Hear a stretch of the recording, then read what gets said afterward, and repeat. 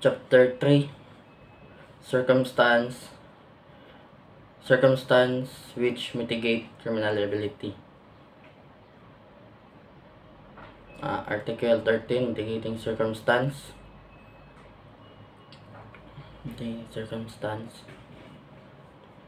Number 1, thus mentioned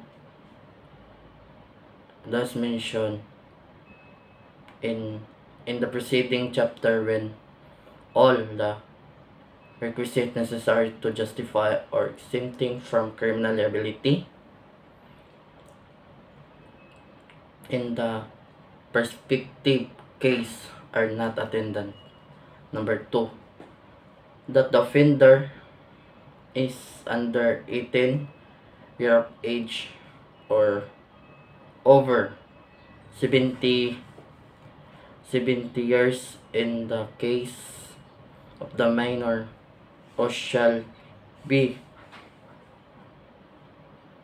proceeded against in accordance with the provision of Article 80. Number 2, that the offender had no intention to commit so grave a wrong as that committed that sufficient. Number 3, that sufficient provocation or threat on the part of the offended party immediately preceded the act, that the act was committed in the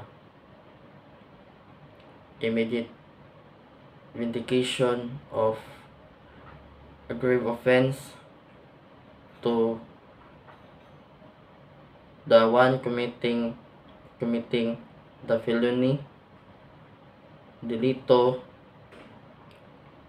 his spouse, ascendants, or relatives by affinity within the same degree. Number 6, that of having act upon an impulse so powerful as naturally to have produced passion or provocation. Number 7, that the offender had voluntary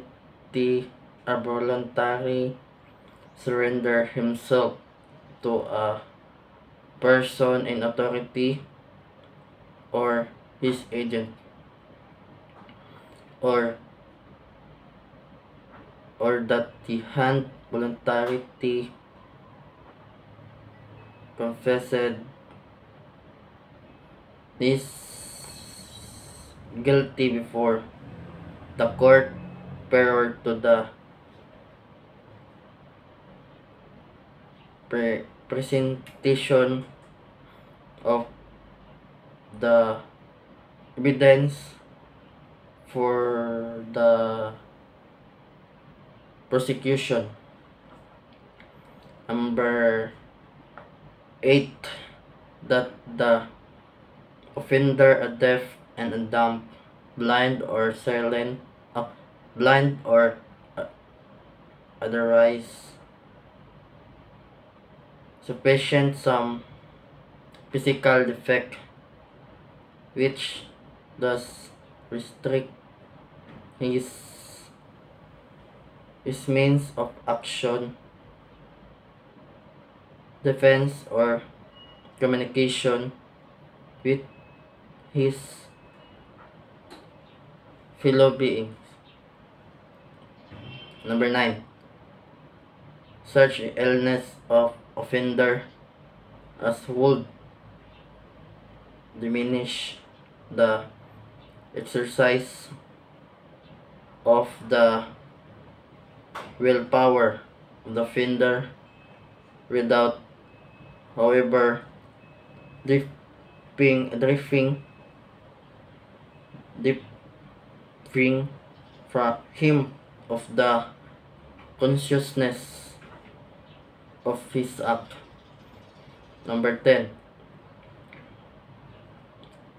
And finally, any other circumstance of the similar nature and analogous to those above mentioned.